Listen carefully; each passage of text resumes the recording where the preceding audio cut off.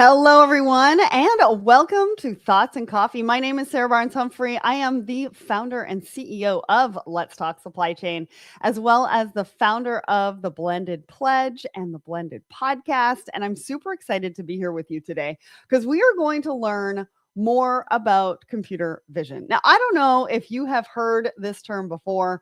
I've heard it probably about 5 times in the last couple of weeks because I did have an episode. I recorded an episode with this company just, I think, last week, and I'm super excited. We've got Chris here from Terminal Industries, and we are going to talk not only about computer vision, but we're also going to be talking about where that competitive advantage lies within your yard.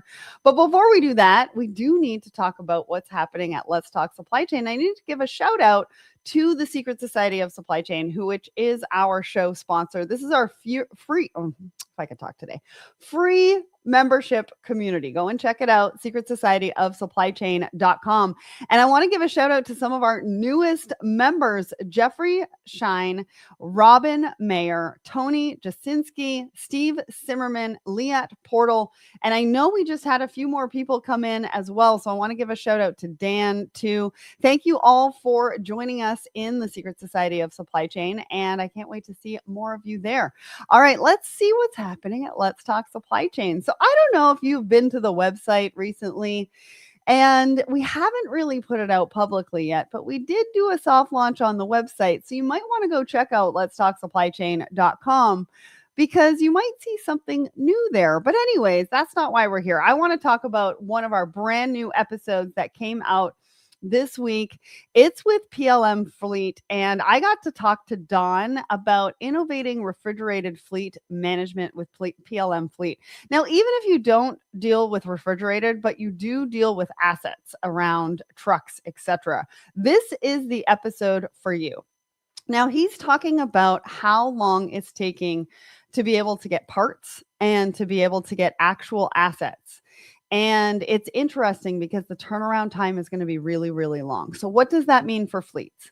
What does that mean for leasing? What does that mean for buying? You're going to want to know, because as we come out of this freight recession that everybody was talking about, you're going to want to know what your options are. So go and check that out. And you might want to press some of these really fun buttons over here to see what else you can do with the episode. All right. We've got another brand new episode 530. Now, this is with Carlos from Procurability. We talk about navigating supply chain disruption and resilience. Now, you want to go and check this one out. Carlos and I have a great time on the shows or the episodes that we do. And we were talking about tariffs. We were also talking about some of the current market shifts, what you need to know, and how you solidify your strategic partnerships through deep visibility. So wherever you watch and listen to the show, it's episode 530 and 531 over at Let's Talk Supply Chain on YouTube, or we're on Apple and Spotify as well. Now, where are we going to be? We've got a lot of events coming up. Well, that was today's. We have got tomorrow at 2 p.m. Eastern. You're not going to want to miss this episode of Performance Paradox. Chris Hamley is your host from the Breckham Group, and they talk about how they have a roadmap for supply chain operations to suck less. Now, tomorrow, they're talking about, what does your customer really, really want? I mean, isn't that the big question on everybody's mind right now?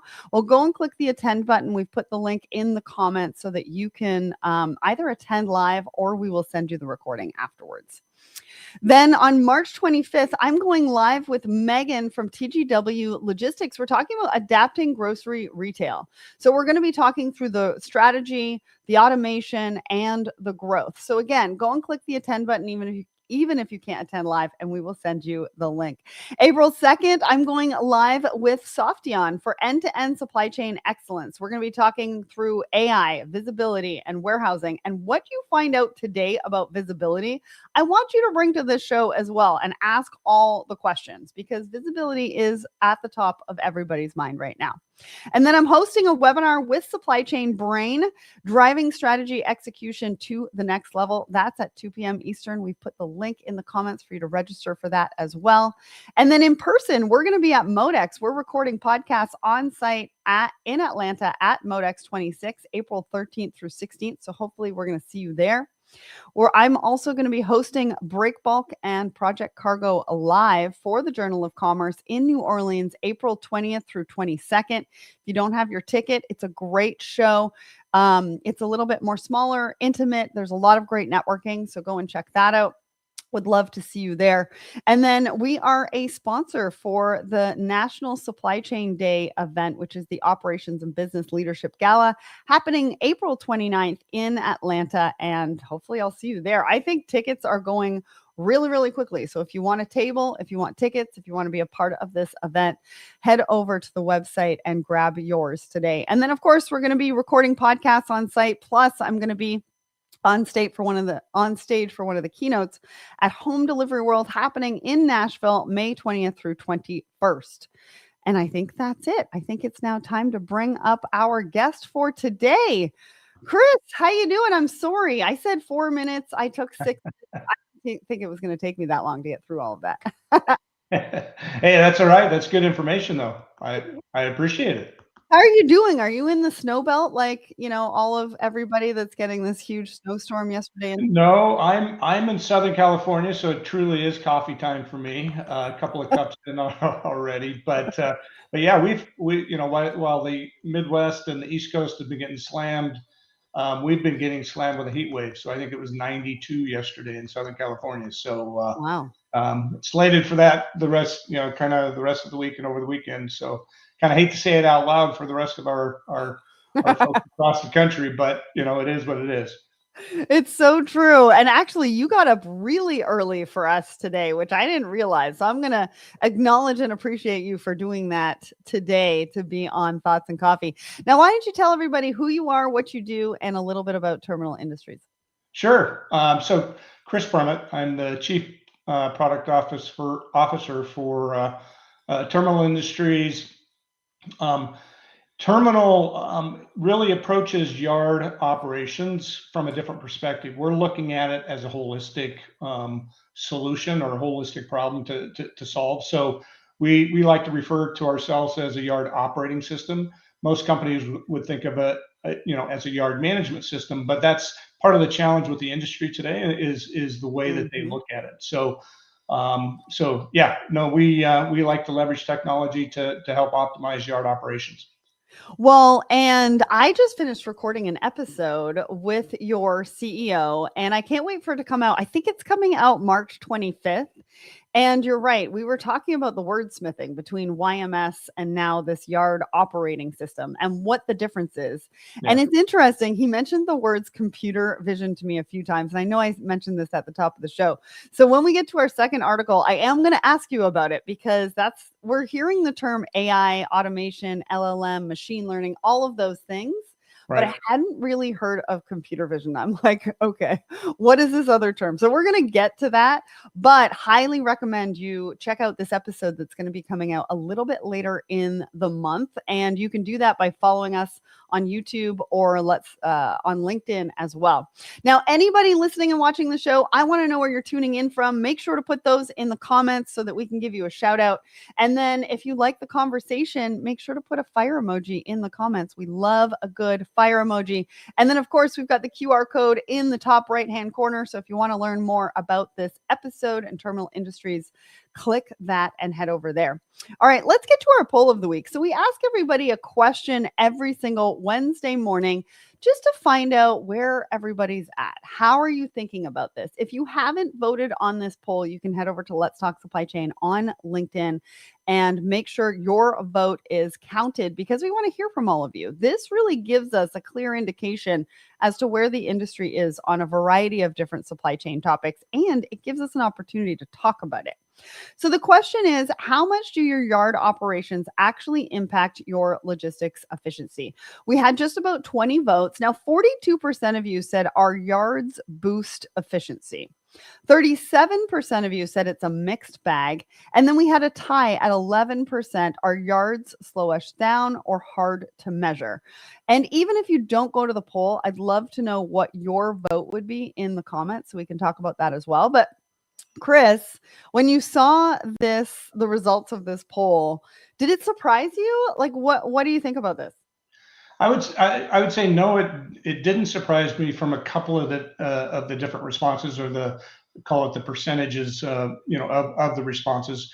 Number one, the highest being, they view or have a positive outlook on how yard boosts efficiency. I would say over the past several years, I would say at least 5 years, I've seen a huge increase in the focus around yard management, because people are starting to understand it's more than just this black hole that it used to be, right? Yeah. And it starts driving efficiencies on the adjacencies, which are really the things that it connects to, like over the road as well as warehouse. So, that's kind of what we're seeing as well. The other kind of end of it, and is, it doesn't surprise me that a lot of respondents said, it's difficult to determine if I have a problem, because part of Yeah. the challenge is most yards aren't digitized, and therefore they don't have the data to really understand how to leverage what's going on in the yard to make either the warehouse more efficient or their operations within the yard more efficient. So I thought it was pretty applicable to what we're seeing in the market itself. Great. Well, and I think we're going to be talking about some of those results that can actually happen as far as, the response to hard to measure. We're going to talk about that, because I'm not sure if it's hard to measure, or we just don't have the right KPIs and we're not sure what to measure against. And so Yeah. we're going to talk about that in our second article. So I'm looking forward to getting to that and addressing that part of the poll, because I think that's one of the easiest ways we can do that. Well, now is the time that we usually do a market update. So Chris, what are you hearing from the industry? What's keeping people up at night? What are some of the questions that they have? I mean, it's a very overwhelming time. Let's be fair, right? Yeah. Everything is happening. All the things are happening. Yeah. And we've got a lot to do in supply chain. So talk to us about what you're hearing in the market today. Well, kind of goes a little bit back to the poll. What we're hearing in the market is that there's a lot of, I'll just say, excitement about the opportunity that yard, I'll just generalize it and say the yard Sure. has to driving operational efficiency within the supply chain. And so, I think if you look at the industry as a whole, the yard has always been looked at, kind of as this thing that, that nobody really knows about. And part of it's been because of the lack of technology that's been applied to it, right? If you look at transportation, management systems, or TMSs, the systems that drive efficiency for getting a product from point A to point B, it's roughly 60% of companies have invested in that kind of technology to help optimize that. When you look on the other side of yard, which is typically, I'll just say a warehouse, warehouse management systems, they've been investing in that technology for a long time. So roughly 80% of companies have invested serious dollars into the technology in there. The thing that people lose sight of is that the thing that connects those two, and what I like to call the connective tissue, is the yard, right? And so you've invested technology in this, in technology in the adjacencies, and you don't have the digital footprint that sits in between it. And you talk to companies about the WMS side or the TMS side, and some of the articles that we'll talk about today, these systems and the people that run those systems are starving for information. And when you don't have a digital component on something that's connecting those things, it creates a lot of challenges. And so we're starting to see more and more companies look at it from an overall supply chain perspective versus, I need to drive costs out of my yard, because there's not the same level of costs in the yard as there is within the warehouse, which has kind of been the challenge with the adoption in the industry. And so, when you think about terminal, that's what we're trying to attack. We're trying to attack that, is leveraging technology, digitize your yard, make that information available to make the adjacencies more efficient, and do it in a cost-effective manner so they can, so that it can get deployed. Yeah. But it's not just the cost in the yard. I mean, I was talking about this on the episode too, right? Is that it affects so many other things. You said it was the connective tissue between the TMS and the WMS. And it's right. because if something's happening in the yard, or you're going to take 2 hours to potentially find an asset that's got Right. product in there, you've Right. got people waiting around for that, right? It's a bit of a domino effect when we think about what it actually affects. And so the costs aren't just in the yard, they're effectively a domino effect throughout your whole supply chain. Correct. And so, what you said about starving for information, I want to just pause on that one and bring up our first article, because I think it's very timely to what we're talking about. Now, this is an article about the intelligent warehouse and leveraging emerging technologies for real competitive advantage. Now, in this article, they say that the real competitive advantage lies when you connect all systems, but then you also successfully connect people, systems, and machines. Now, one of the things you just said was that they're starving for information. But in this article, it says that decision making is not keeping up with the pace of the volume of data. So is it starving for information? Is it the manage of the data flow itself? Because I'm kind of hearing a couple of different things, right? They don't have enough information, but we do have an overwhelming amount of information. We just might not be channeling it properly. Yeah. No, I think where I was coming from, and maybe I should have restated it, Oh, sorry. starving for the right information. There So, you go.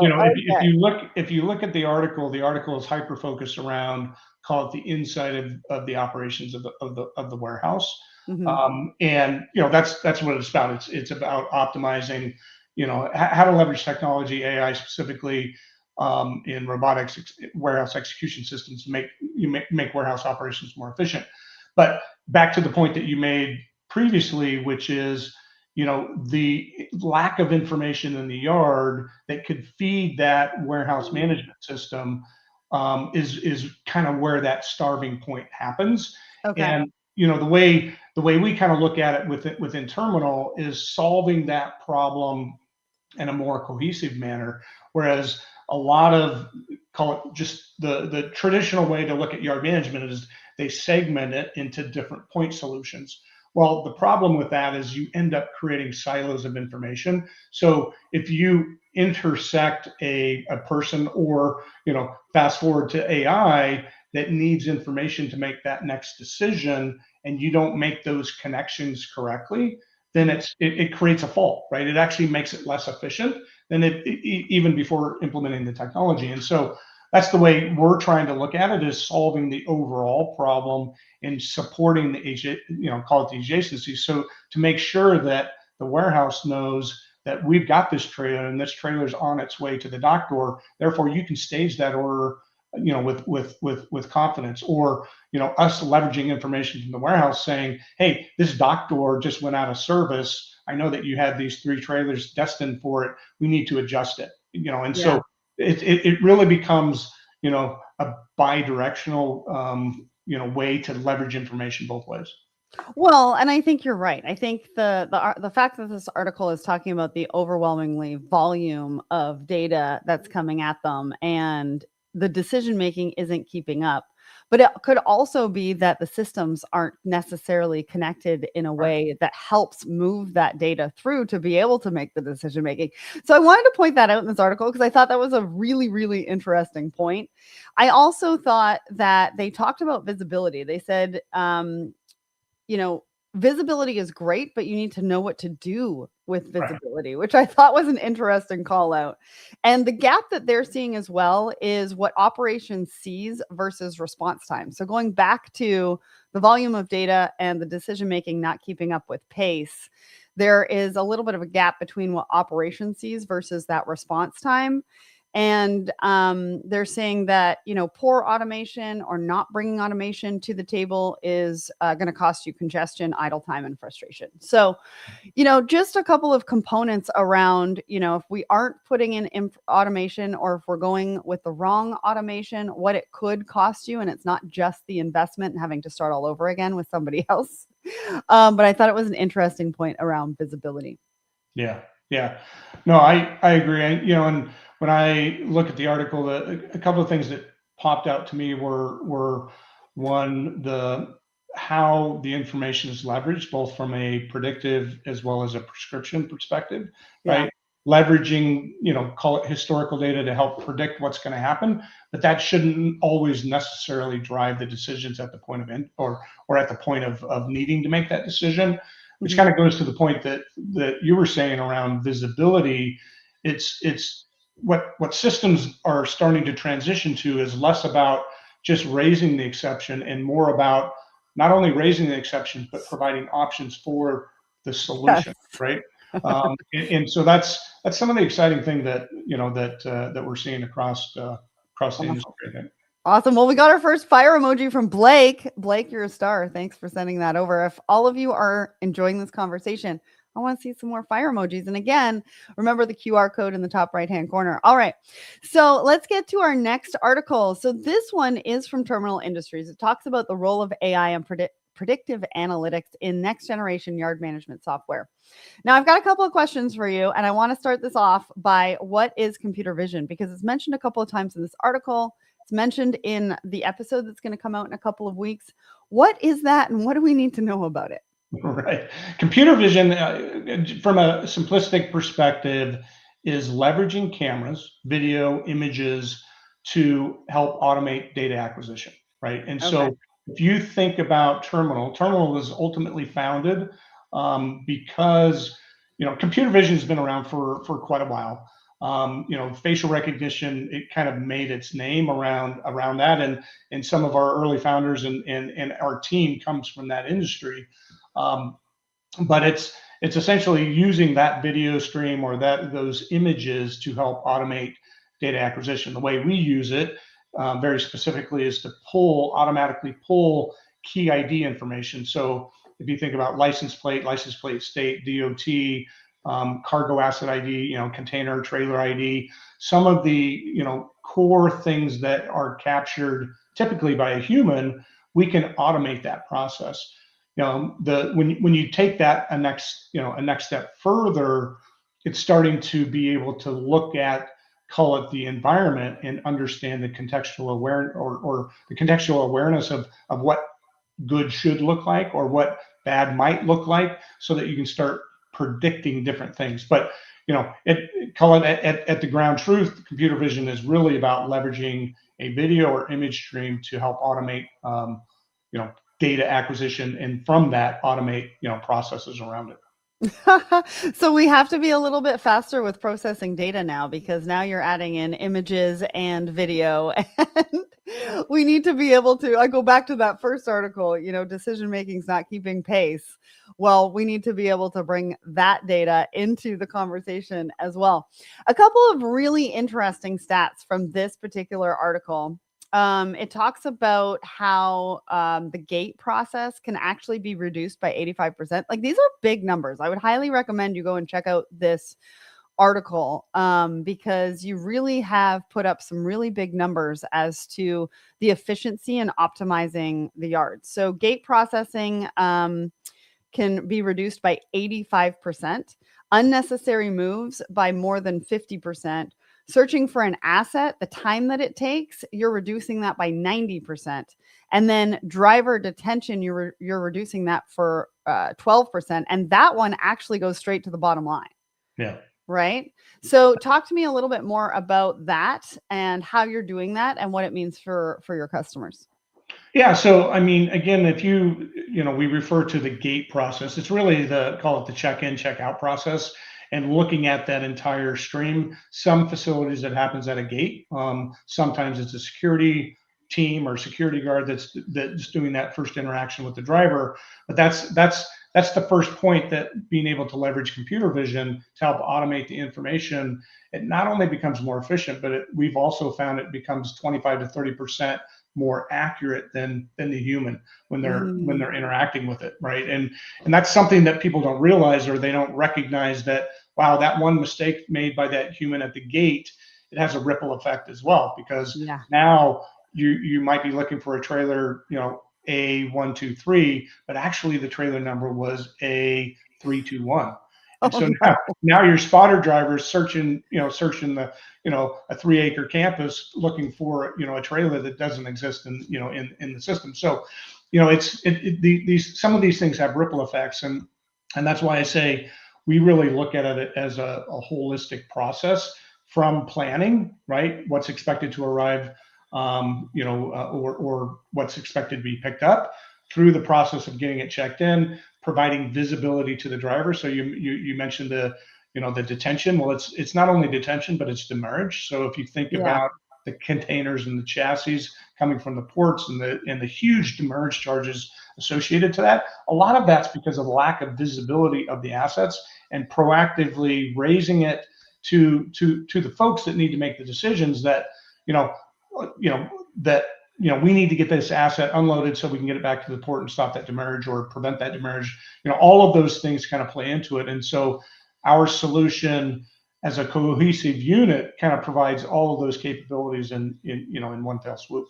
Mm-hmm. Yeah. And it's so interesting, the domino effect and what that looks like. But once you get the right technology in, what it actually can do to efficiency. You were like a 3-acre yard. I hope that person has a golf cart or a scooter. Otherwise, that's a lot of walking. Anyways, let's get to our last article. We've had a couple more fire emojis from Girish and Susan. Thank you so much for that and for tuning in. All right. Our last article is about sensors on your vehicle and how they can actually help the government, especially locally, find out what they need to do from a maintenance perspective. And you might be wondering, what does this have to do with supply chain? Well, I've been talking a lot about maintenance and repair on the show, and it's a big part of yard operations. A lot of yards do have their own maintenance and repair.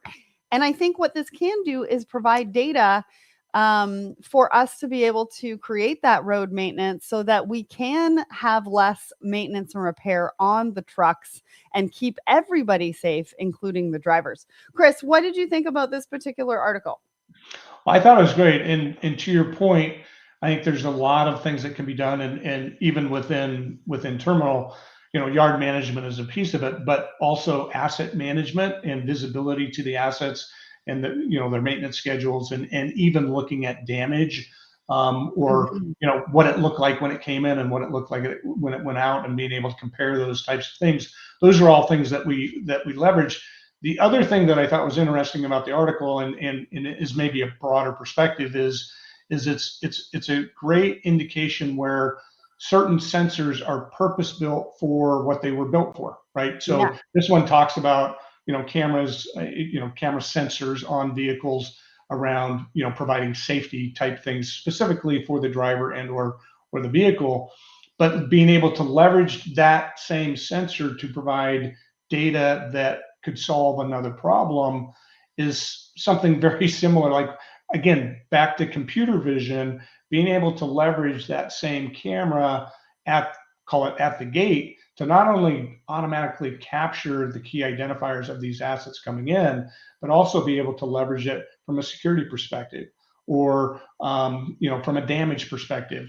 It's that camera, when we think about operational efficiency, it's focused on that one thing, but being able to leverage that same stream and then call it bifurcate those streams into other use cases is really where you start getting a lot more value for that same sensor.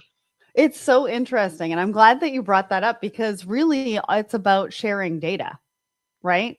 It's about, how do we come together? How do we share the data that we're collecting in a variety of different ways?